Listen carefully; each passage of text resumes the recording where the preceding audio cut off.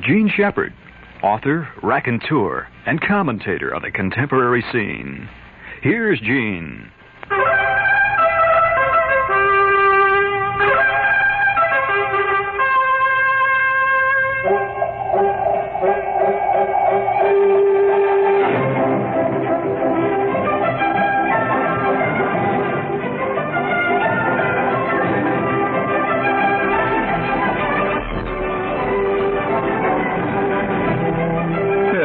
Hello, test. Hello, yeah, that's it. There, sneaking in there. Wow, what game? Hello, test. That's called speech compression.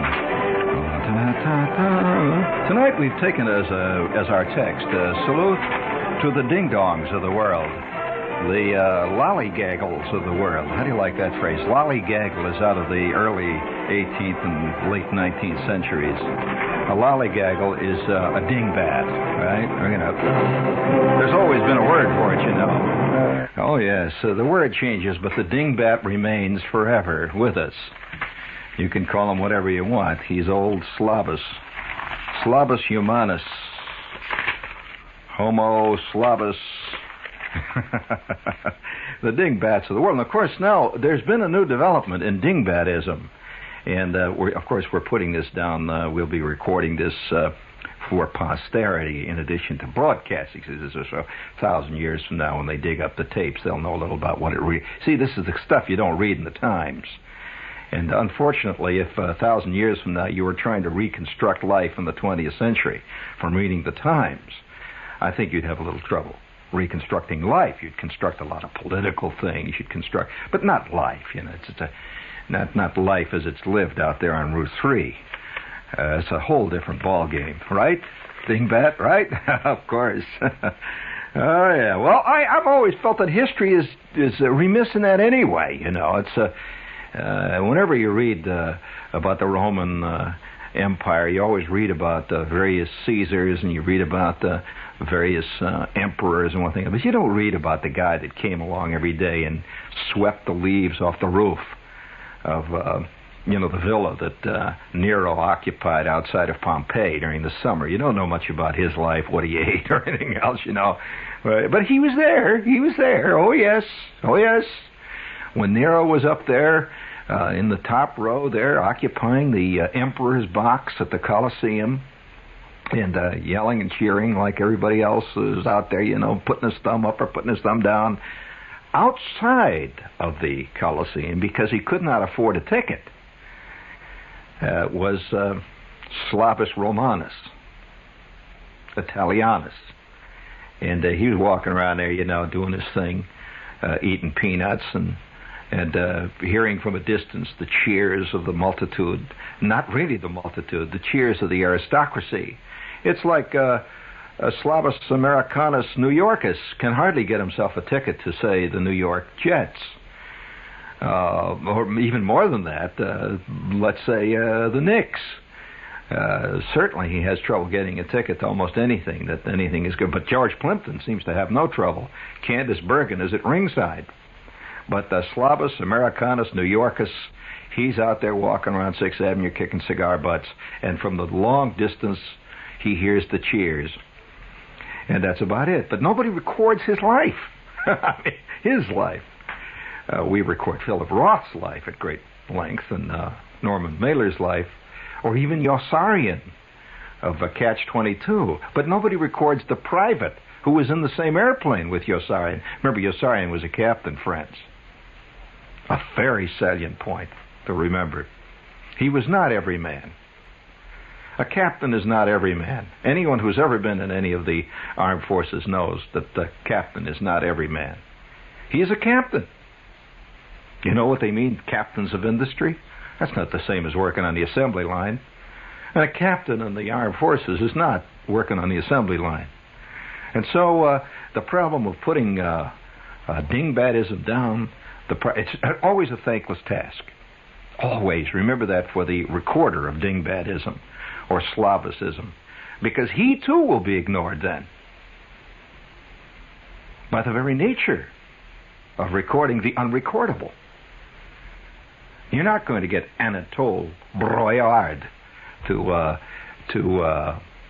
let's say, to seriously review In God We Trust, All Others Pay Cash. Because, first of all, he couldn't probably read it.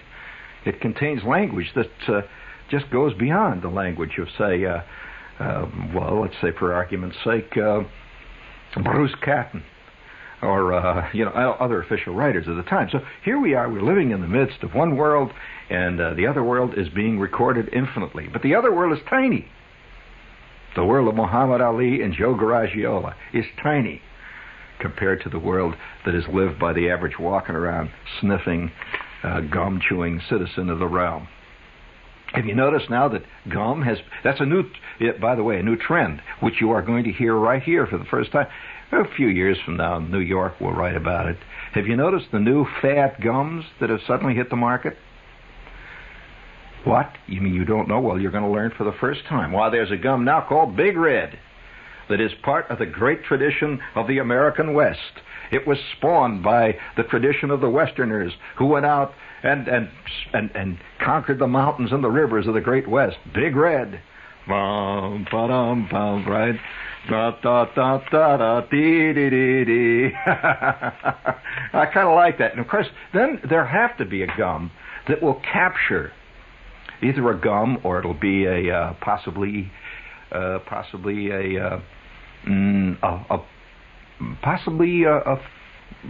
fudsicle that will recapture the spirit of the founding fathers. And it'll come with a little silver wig on it, maybe, made of polyethylene. And I can just see the commercials for it. It says, "You've admired Patrick Henry when he said, 'Give me liberty or give me death.'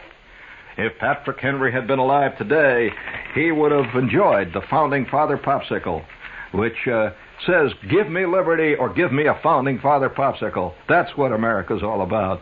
La da da dee dee dee dee dee dee. Big Red, you're riding off into the sunset, a-chewing your gum, Luke, just a-chewing."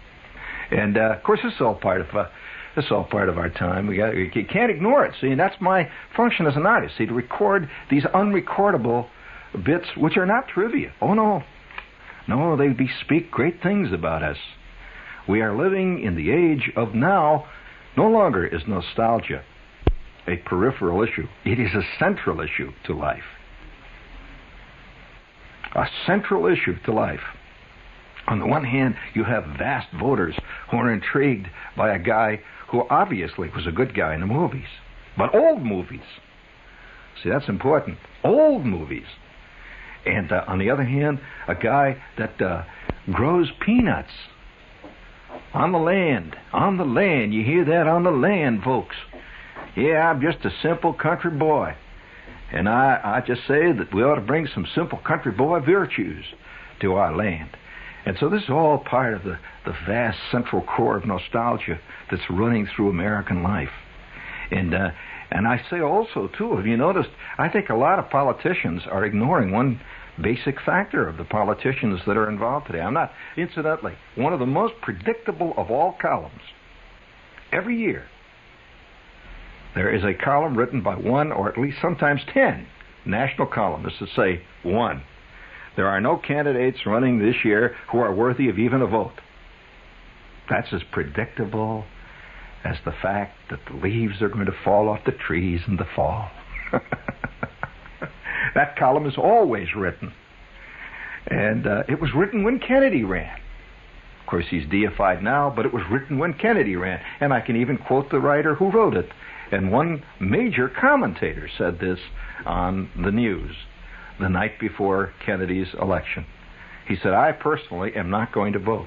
Both these candidates they're so alike, they were both created by the ad agencies." Who was that? He is still considered a deep thinker on the network. His name, by the way, his initials are E.S. Bum, bum, ba-da-da, dee-dee-dee-dee. So, but wait a minute, this is all part of the time. So I'm not putting any of that. I'm just laughing. And I say, another column that is always being written is, "The primary system is ridiculous. It must go." Hey, you always say that. Replaced by what? Well, a national system of primaries. They don't want that. Do you realize if we had one day for a national... Why, do you realize that for at least 6 months out of every election year, the news departments would have nothing to write about? Why, do you realize more expense accounts flourish and blossom? And there's more beautiful travel time logged by more correspondents during the years, during the time that the primaries are going, than any other time. I don't want to get rid of that. See, it's the love-hate thing, you know. To get rid of that. Oh yes, everybody gets up and puts down. It's like an actor that puts down the Oscars, you know. But just once, leave him off the list. Bum, ba-dum, bum. So, man is man, you know. He's man. And here we are, you know, sitting here in the middle of a great central core of nostalgia. By the way, I might also add, we're not the first country that went through the central core of nostalgia. Well, no, England. England for years. Yes, you don't know of England then. If you bespeak your ignorance of England if you do not know that running through much of English life for the past 40 years was a great desire to return, curiously enough, to the 30s. Now you say, how, why? Well, even on the part of the labor movement in England. The labor movement in England still likes to believe that it is living in an embattled breadline. So hence, get all you can. So that's a kind of nostalgia, too. You see it running through life in New York. Oh, yes. I heard a faculty member the other day in a major university around here. I was sitting at the lunch table with him. And he says, everyone knows that the college professor is one of the truly economically deprived members of society. I noticed one thing, though. He drove up to the evening's entertainment in his 280 SE. And he also then spent a great deal of time telling me about his home on Cape Cod, which he enjoys 3 months out of the year. But so he was living in nostalgia. He was living back in the days when the simple little school teacher was paid by the people who are around him, by the community in potatoes, and they'd fix his shoes once in a while. So that's part of nostalgia. You can have nostalgia that doesn't relate to old movie stars. If, for example, I one time went to an award ceremony where the award ceremony was being presented. It was a newsman or as a ceremony, and they like to think of themselves as underpaid, ink-stained wretches. You know, right, a Dickensian ink-stained wretch. Ink-stained wretch. Woodward and Bernstein, ink-stained wretches? Why, they're in big business, friend. Whenever Robert Redford buys the rights to your work, you're in big business, man. And it was one of those guys that made that statement. So, which way does the wind blow? The wind blows whichever way you want it to blow. So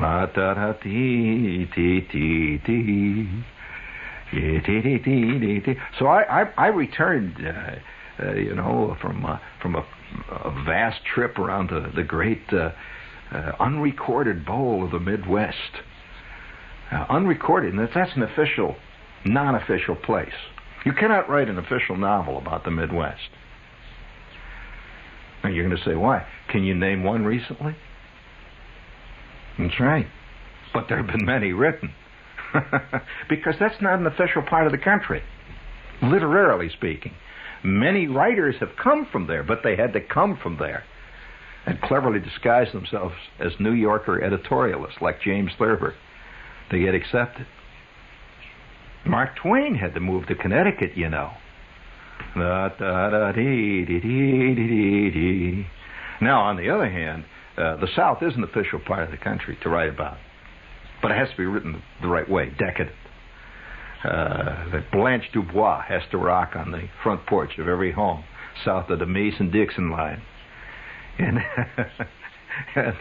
the old darkies have to be out there singing in the corn and the cotton fields to be an official book about the South. Either that, or the West is getting to be official. That's called the Larry McMurtry symbol.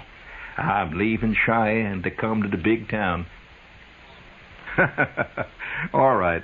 Listen, I have to go on further. If you've never traveled, and I'm going to do a little traveling here for you, if you've never really traveled up in that very historic part of the country, historic in a specific way, the upper peninsula of Michigan, the upper that vast brooding. There's a brooding quality in what they call the North Woods section of Wisconsin. And I don't mean brooding just because of the woods, but there is a curious brooding quality. When you travel across Wisconsin, you're traveling across a state that is probably as schizoid as any state in the Union. And that's why they send so many strange people to Congress, like the late Senator Joseph McCarthy. And they go on both sides of the political scale. Fantastic split in between one group and the other group in that state. On the one hand, the university community is still fighting Vietnam. This is where, whenever any time a candidate arrives on any campus on the University of Wisconsin, they do unspeakable things to them. That's part of that curious split. You tend to think of Wisconsin as being one of those simple, wonderful states where they walk around and make cheese. Well, I've always felt, and I want to go on record as saying it here, I always felt that most of us, in our own head, are the victims, and I mean victims, of a numberless catalog of meaningless, unintelligent cliches. In other words, the firm belief that most New Yorkers have that out there is Doris Day land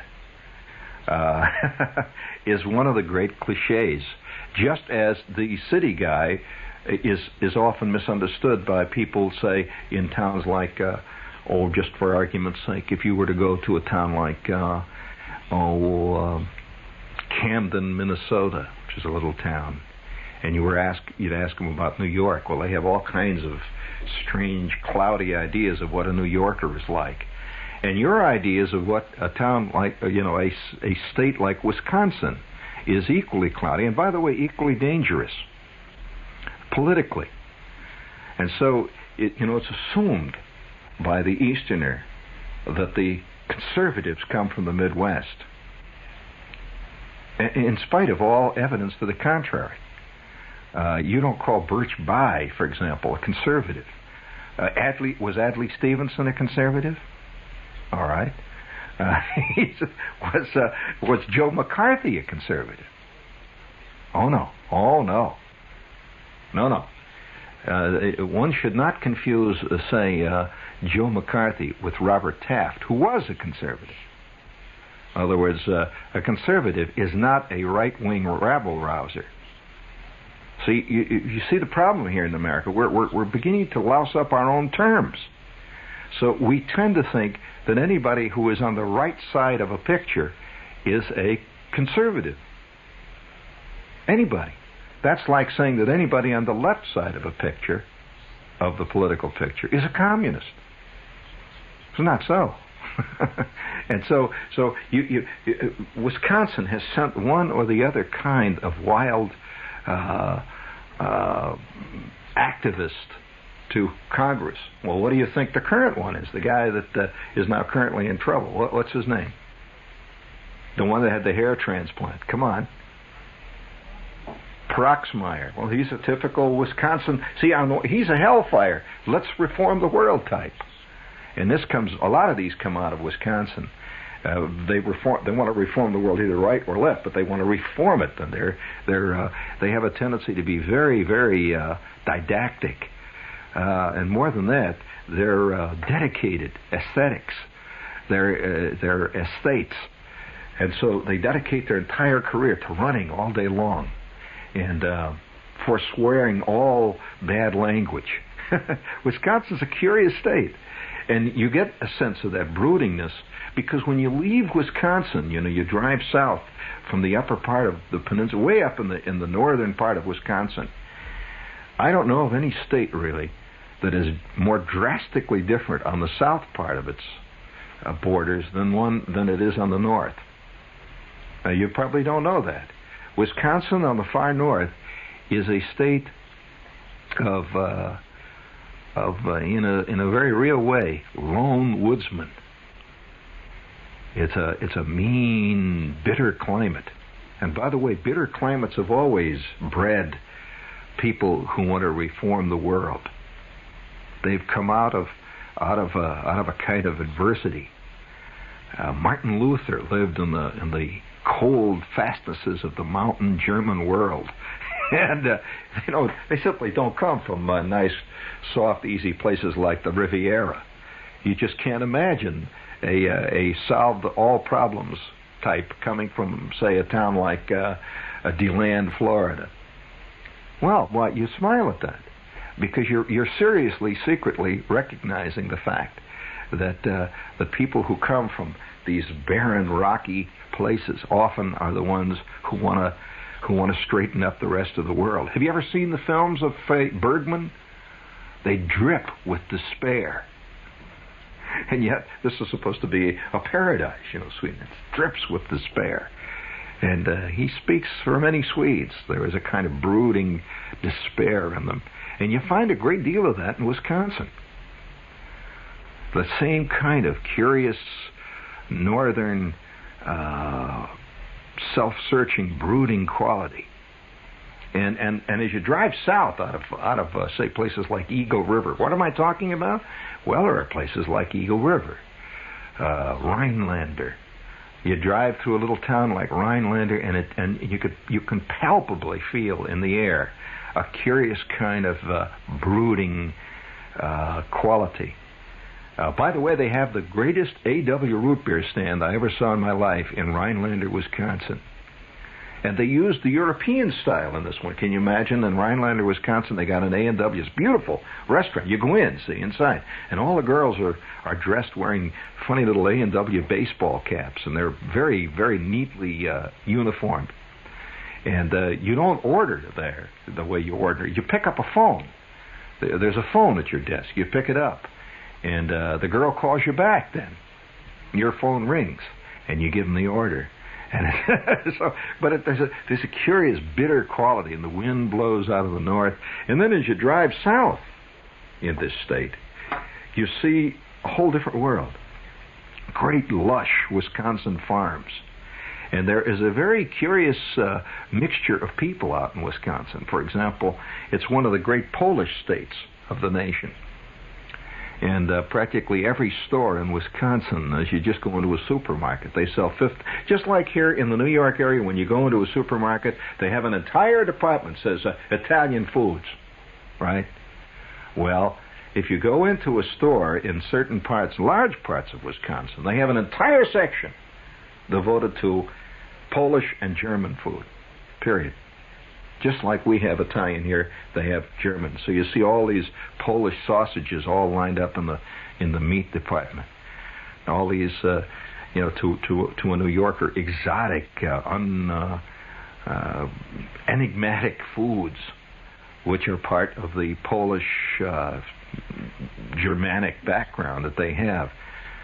Sauerkraut, by the way, is the Wisconsin pizza, and their drink is beer. Now, it's no coincidence that they make beer in Wisconsin, because great numbers of German brewmeisters emigrated to that state down around the turn of the century. And it was a state very much like their Germany, you see. This is why they came there. It looked familiar to them. It had brisk, short, cool summers. Germany has this. It has the brooding woods, which Germany has. There is by the way, what beer is the most popular beer in Wisconsin? You see it everywhere. It is not one you know. I'll give you the clue. It is not Schlitz or Pabst or the ones that you know that are made in Wisconsin, but it is a beer called Hamm's, Hamms, which is the beer that everywhere you go, you see these big signs, Hamm's beer. And but beer is the lifeblood of the state, one part of the state. So on one hand, you have a state on the southern part of the state where they drink beer, they dance the polkas, and they do the whole, they go the whole way. The far northern part of the state is abstemious. This is the Proxmire part of the state, where they do not drink, they do not do any of this thing, and they spend a great deal of their time going to various very fundamental churches, Lutheran, and so you get this great split in the state. And one or the other of the factions is always in the ascendancy or descendancy. So on the one hand, you may get a great left-wing character come out of the state. On the other hand, you may get a right-wing character, but you rarely get a middle-of-the-roader out of Wisconsin. It's a wild state. And for those of you who don't know much about the state, it's an intriguing place. Incidentally, Wisconsin is also known for giving, in the earliest days of its life, giving America some of its great comics. Who came from there? Herb Schreiner, are you kidding? Herb Schreiner came from Ohio. Contrary to the popular opinion that he came from Indiana, he told Indiana jokes, but he was from Ohio. I tell you, this is coming from Indiana. He was a $3 bill Indianan. Who are some of the great ones? Jack Benny, of course, and who else? Well, there have been several great comics come out of that state. And incidentally, there's a theory that comedy comes out of a schizoid condition in your life around you. That doesn't mean you're a schizoid. It means the world that you see is a world of contrasts. And so you think that way. And so Wisconsin is a fantastically interesting, I find it an intriguing state. And up in the far reaches of Wisconsin is where all the gangsters, by the way, went on their vacations. This is where Dillinger shot it out. And by the way, the local authorities did not cooperate. Not that they were for Dillinger, but they see themselves as an entity of themselves. Who are you to come here and do this work? Is the belief. And then when you cross over to Minnesota, it's a totally different kind of state. If you think that Minnesota is Mary Tyler Mooresville, no. That's just the opening. It has nothing to do with Ted Knight. There's another fantastically interesting, to me, an intriguing state. And it's probably, I would say Minnesota, and this is a personal estimation, Minnesota is probably the most beautiful state in the Union. Yes, really. And I mean it, really. I mean for continual, unrelieved magnificence of land. Great, fantastic beauty. And we always think of beauty as dramatic. Mountains, that's beauty. And yet, if you go to Colorado, vast parts of Colorado are brown, totally uninteresting. The mountains are there, but that's it. But this state of Minnesota just rolls on and on and on.